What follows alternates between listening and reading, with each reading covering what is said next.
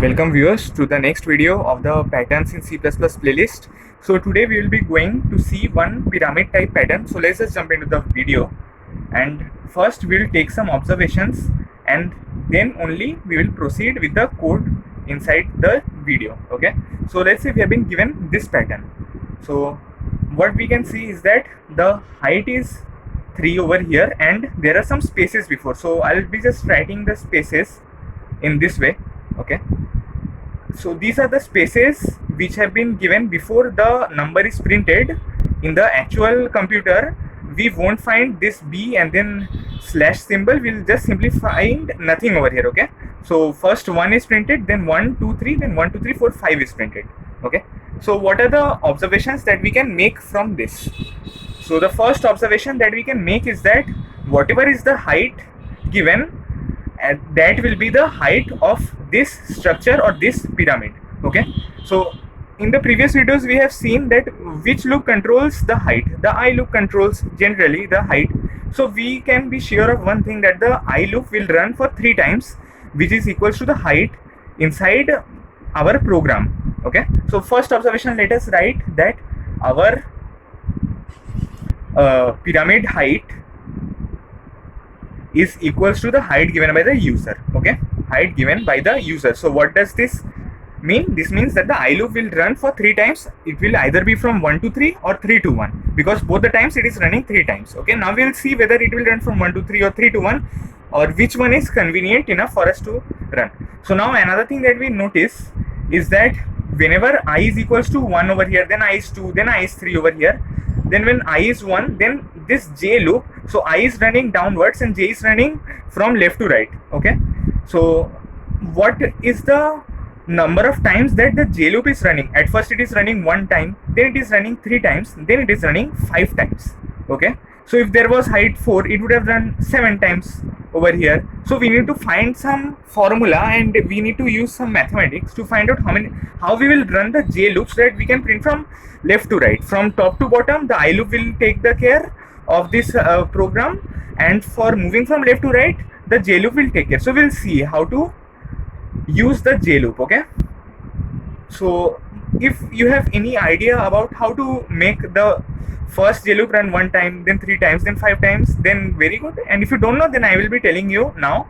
So at first we can see that the loop is running 1 time. Okay, then it is running 3 times, then it is running 5 times. So as you can see, there is some arithmetic progression. Okay, where a1 equals to 1 and the common difference is 5 minus 3, which is equals to 2, or 3 minus 1 or 2.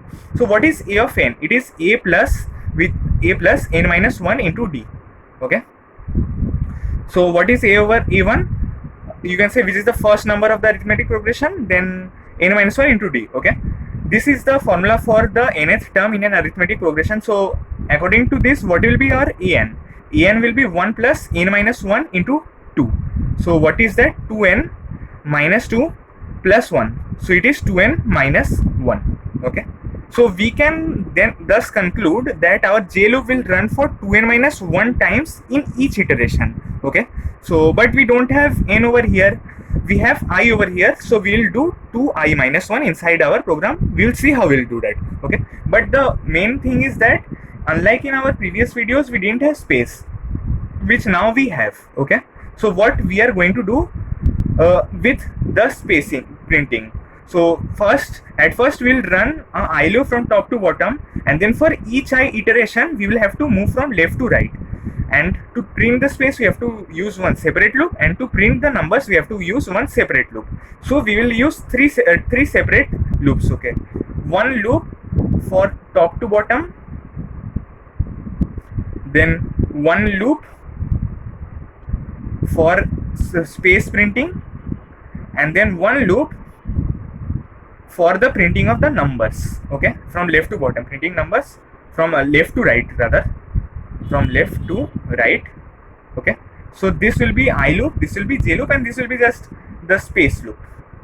Okay, and these two loops will be inside this I loop, because in each I iteration we have to perform these two operations. Okay, so now let's see what we will write our I loop as. Since we can clearly see that the first number of our what you can say is row, the first number of our row is starting with 1, so we can also start our I with 1 also, okay? Or you can say since the I is moving from top to bottom or bottom to top, you can just write I is just anything. It will not affect in this program at least. So for the simple convenience, I'll simply write this as first I'll take the height as input in ht and then scene ht. Okay, so height has been taken as input, so I'll run it till the height and then I plus plus. Okay, and now to print the space, we will see that how many times the space is running. When the height is 3, the space is running for 2 times. Okay, let's say if the height was 4, so there would have been 3 spaces over here. Okay, and in the last line there is no space before. Okay, but here the height is 3, there is no space over here, so the space is only till the second last line. So what we can do is that since it is the second last line, so how many times the space has to be printed? It has to be printed till the second last line. So total number of lines minus the last line is how much, which is int space is equals to height minus 1. Okay, so it is running for 2 times, which is height minus 1. So if there would have been height would have been 4, then the space would have run for 3 times. Okay, so that is the logic. So at first what we'll do, in each I iteration we have to print the spaces first, which is the left to right part. So now what we will do, we will simply do for int I is equals to 1, I less than equals to space, and then I plus plus, and then cout simply space. Okay, just give a quotes and some space between, and when we are writing it on a piece of paper, we just give b and then a slash. Okay, so the space has been printed first, and then now we want to print this number. Okay, these numbers after the space has been printed before. So in each iteration, when I is 1, the space is printed, then this number is printed, and then in the next iteration the space is printed and this number is printed. So similarly, first the space will be printed and now the numbers loop will write. So we have seen that when we put n equals to 1, then this en will be equals to 1. Then when n will be equals to 2, then an will be 3. So similarly, when I is equals to 1, this the number of numbers in the each row is equals to 2i minus 1. When I is equals to 2, the number of numbers is 2 into 2 minus 1, which is 3, which we have got from this formula. So what we will do, we will simply run. So one thing that you just keep in mind is that I have again written this I, but since we have already written I over here, just write some j over here. Okay, and again we can write j. Since we have already written I, don't make this mistake of writing I again, since we have already declared I. Okay, just rectify that, and then j equals to 1, j less than equals to 2 into I minus 1. Okay, and then j plus plus, then cout j. So in this way I am not giving endl, because in each iteration we are just printing from left to right. After all these tasks have been performed, which means after printing the space, after printing the numbers, the cursor is moving to the next line. So now after printing all this, the space, then the numbers, now we'll move to the next line, which is cout endl. Okay, and thus this is our program. So now let's say height is given to us as 2. Then what is happening? At first height was given as 2, then int space was equals to height minus 1, which is 1. Okay, so what is happening? At first I was equals to 1. Okay, and just one another thing that I will like to tell you is that the space cannot be a constant after each iteration, because if the space is constant, so at first let's say when height was 3, at first space ran for the space loop ran for 2 times. Then if we don't decrease the space will again run for 2 times, but we want it to run for 1 time. So after all these operations, just do one thing, space minus minus, which will reduce the space, and each time it will run for one lesser number of times. Just like here, first it was running for 2 times, then 1 time. So we will decrease the space. So first it ran for 2 times, then in the next iteration space is decreased, so it will run for 1 time. So what is happening now? Let's see the dry run for this program for our better understanding. I was 1, then it was checked that whether I1 was less than equals to 2. Yes, 1 was less than equals to 2.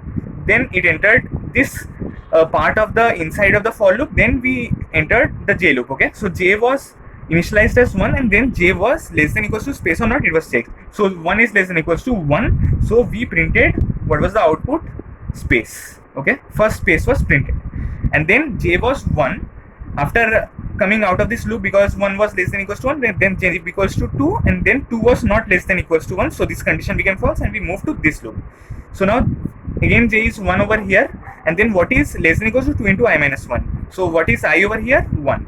So 2 into 1 is how much? 2 minus 1 is 1. So again we will be checking 1 is less than equals to 1. Yes, then see out j. What is j? J is 1 over here. Okay, earlier we were printing space because we wanted space. Now we want to print the number, so we are printing j. Okay, so j has been printed.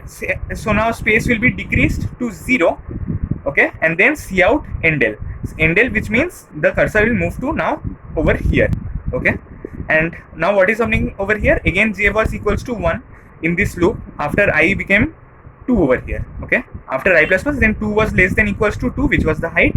Then j became 1 over here.